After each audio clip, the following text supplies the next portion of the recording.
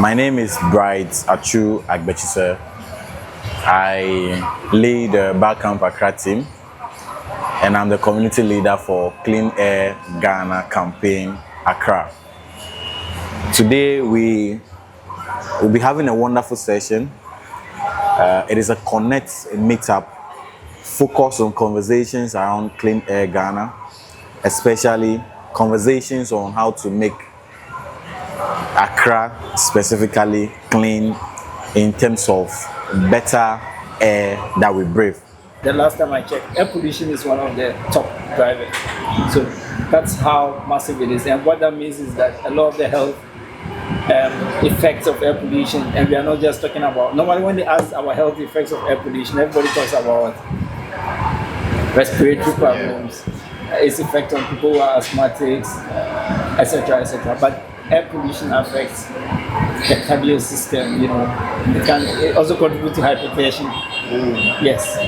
And it affects the development of young children. So anyway, long story short, the amount of money that will be spent on non-communicable diseases, the burden of the amount of money that will be spent will be so high. So for that politician, what they want to be hearing is how taking this measure now is going to save the budget.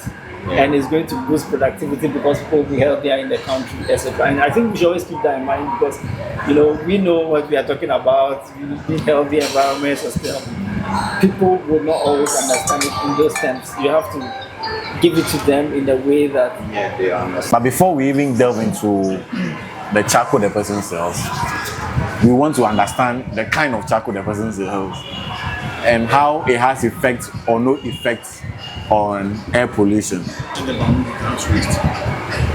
We experimented with that too, it worked. So basically our charcoal is made from renewable materials. It is processed very well, such that it bends and doesn't smoke compared to wood charcoal. And the production process is also very clean compared to how wood charcoal is done. It's like a factory environment where it's moved from stage to stage to packaging.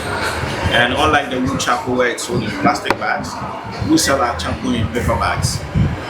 Okay, and we've done this for so long, and we've done it so well, such that we are literally the only local manufacturers of charcoal that's not in every supermarket in Ghana. From Welcome, ShopRite, Marina, Palace, every other supermarket that you can. Is that Accra? Yes. It used to be in Game, but Game closed down. So yeah, we package in paper bags.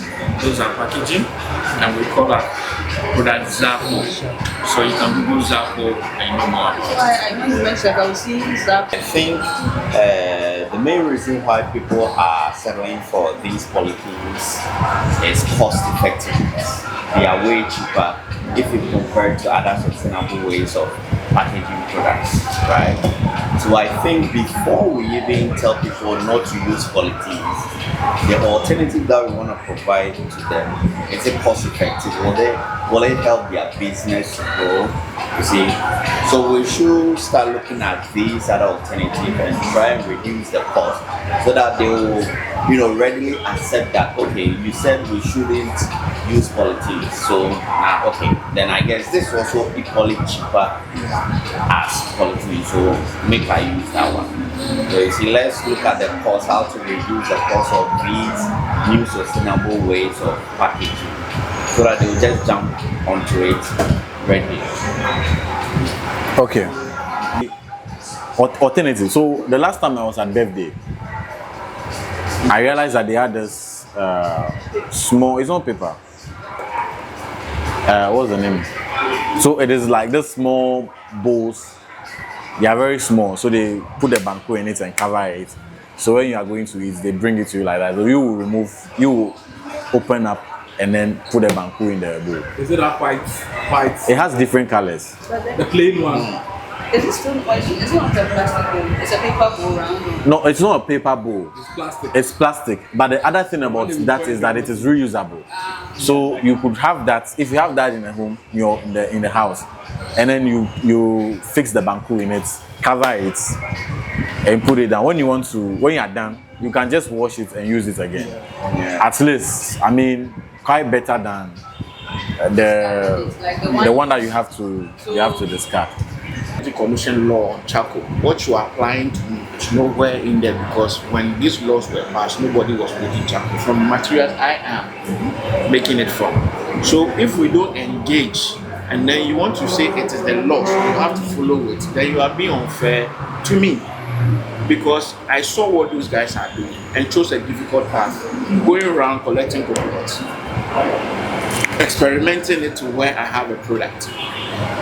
Now I've been able to commercialize it. And that's why I brought in the example of, I could easily stop this and go to the north and buy the wood charcoal, come and sell. I won't make any loss. But then I'm already in something that's extremely difficult, because I now have to champion and let it be known that it's viable. And the only way you make money is when you export some of these things, because they have seen the green value of it, because you are not cutting trees. So when I have to export and there is a challenge, it affects us as a business. Okay. So when I'm applying to, I give myself longer time than they would. If they tell me they're going to respond to me in 2 weeks, I apply to them for 2 months. I give my timeline in my head 2 months. It's not right, but it's how they drag the process. Do you understand? Because I it's my business. I want to find a way to make my business work for me. If I sit relying on their timeline alone, it will always make my business look, it will always make them look like they are the ones faulting me. I want you to, aside we finding a way there, find a way from your angle to give yourself ample time on some of these things, because you have identified that their processes are taking me long. I mean, I have a longer process when I'm dealing with them. Okay, what is the average time when I go in for a license? When they have to come in to do, I think they do some testing, they come to the site, they do a lot of processes. What is the average time they do? Okay, they averagely do this for me in 1 month. I'm going to start this process in 3 months ahead. It's just me trying to make my business meet that timeline so that it works. So from my angle, I would do, because I'm a business person too. And that's why when I'm in the public sector, you see me, I sort of fight a lot with them, because if you are a business person, you still work in the public sector, you understand some of the delays and how they affect you, right? So this is how I work around it most of the time. But on the other side, if you're doing something that is that good, all I can tell you is that the public institutions, by law, have to give you an ear when you request for a year. When you write a letter, a formal letter, literally, that talks about what you are doing, outlines all the places in the Ghanaian energy transition context that it is helping our UNFP, all of them. And then you request for a meeting with the charcoal people or something of that. So I don't know the team that would be, but when you request for a meeting, by law, that letter is scanned yourself, right? You keep a copy, you send it via mail to the person who you deal with, and then you send the original to the executive secretary. You be called for a meeting, because by law, that thing has gone that far. I'm trying to say here that you have a problem. If you don't request for a meeting in the way you want it, and you wait for them to call a stakeholder meeting, there's so many times that people export charcoal from this country without licenses. And so many times where charcoal has gone into another country, there is no license. And licenses are forged in the name of Energy Commission. The institution is going through a lot. If in just the context of licenses, rosewood will be exported from this country, and you sometimes you see someone lie, and it'll be forged in it. So when you are seeing institutions come to a point of being strict on a line of business, it is the level of which there is always questioning on that line of business. So unfortunately, you are probably receiving the end of a lot of problems in that sector that you have come to receive that is looking strict. But I think you can go beyond that by making sure that you bridge the gap. You made a very, very good point. I don't want us to make this energy commission thing. But you see, every industry has its own peculiar circumstances. For example, when I'm going to export charcoal, I want my charcoal to be in Europe or America for summer. That is the only time anyone in these places will use charcoal. So if I write to you in January and you reply in May, it will take 3 months to get to the States. Summer is gone. Customer now needs to go rent a warehouse and stock in for the next year. So your delay is not a normal thing. And we shouldn't normalize it. It affects us, it affects our customers. So Ghana DOG, Ghana government wants to implement anything fintech, IT consortium is involved. You've heard of ECD. We were chosen to implement it. You understand? Because we innovated in a space that they have not really started to regulate. But we cooperated with them. Trust me, we should have gone to market 3 years before now, right?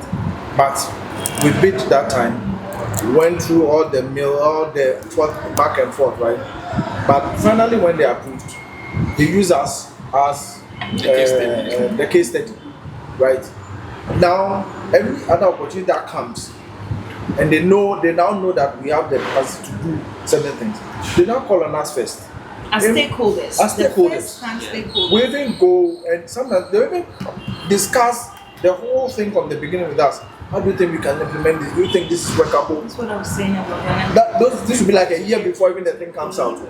They will involve us. Then we will now go and do some research, come and give them some papers that, oh, if we do it this way, it might work. This can work. This has worked here before. So when it comes to implementation, they won't be looking far. You understand? So what I'm trying to say is that it's even a good thing that you were here today. I'm sure the friend you are making today would be very, very instrumental, right, in helping push certain processes. You see, and for me, that is what I see. Like she mentioned at the point that sometimes you go and meet someone, and instead of them to have an open mind, it's a fair question. You go like this guy, trying to make it look like I've never heard of this thing. And so instead of trying to understand, the first reaction is to try and show you where power lies. So it's either you are coming with envelope or you will see that this position power day. So I stayed with him for a couple of days, and anytime we wanted to go, I observed that there was a lot of politin in his door. So each time we were going to buy something, he would take it. So I asked him, why do you keep a lot of politics? Or even when we go out without the politics and we come back, he would add it to the ones he had. And he said that this is this is something I've learned from my mother. That since I was a child, anytime she sent me to the market, even if I ran out, she would call me back and say, take rubber. They say, oh, mommy, but if I go there, they will give me rubber. She said, but this one is rubber. Don't go and collect rubber. Take it. So they always use the rubber until it's beyond usage again. So I think some of these things you can also, contribute great. Make an impact. Or sometimes when he wants to buy food, he wouldn't go. He just take his bowl from the house, then go and buy it. So these things, I think if we should start with our kids and inculcate that habit in them, I think we will go somewhere. Hi, my name is Doris Sedemagovivi. I am a clean air champion, an air quality champion. As part of this whole clean air campaign by GhanaThink, funded by the Clean Air Fund, I've been privileged enough to join the campaign as an air quality champion, and it's been a thrilling past few weeks. This past week has been quite interesting, from holding a workshop on policy and advocacy, which is core on the issues, and this morning joining the group at Barcamp Kaswa to mentor the youth, talking about climate, talking about emerging technologies. I've been so privileged, and it's been such a fun week for me, but it's all been more exciting this evening when I joined the team here at Peter Pan in Madina for Accra Connect, and I think it's been a build-up. It's really exciting to see this Clean Air Ghana campaign come together. GhanaThink Foundation has been using a combination of online and offline engagements to work with our community leaders, social media influencers, and air quality champions to push the campaign. So one of these offline platforms that we've been using are the Connect Meetups. Today's discussion has been centered around solutions and how youth innovation can be brought to the fore as far as clean air is concerned. What we've learned today also is that as we are trying to roll out innovations, there are some policy regulations that also have to be taken into consideration. So the discussion was also around how innovative enterprises can scale through some of the barriers placed by policy, and also how they can work with the public system to bring sustainable solutions. Yeah, so we've had a lot of fun, lots of education at the Accra Connect Meetup on the topic Clean Air Ghana today. It's been very, very fruitful conversation, very, very fruitful discussions that all of us wish never even comes to an end. But what is important is that it is clear that we need to remove lots of the policy bottlenecks. We need to fast track or have relationship between the policies and then the private sector to be able to move this conversation a step further. And then we've had a lot of commitments also from participants about usage of plastics, how some of them have committed to using, they are buying food with their own bowls even than using of plastic bags and what have you. And the fact that some are committed to even have plants within their homes. What is important is that, and what is clear is that for us to get to a point or a desirable point in this campaign, we have to take whatever campaign we are going from ourselves, from our spaces, from wherever you are. What are you doing to improve clean air? What are you doing to improve the quality of air you breathe?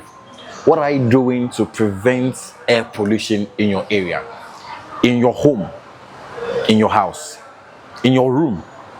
Then we come to the community you are in. Before we talk about Accra, before we talk about Ghana and Africa and the world. So, simple and short, it starts with you.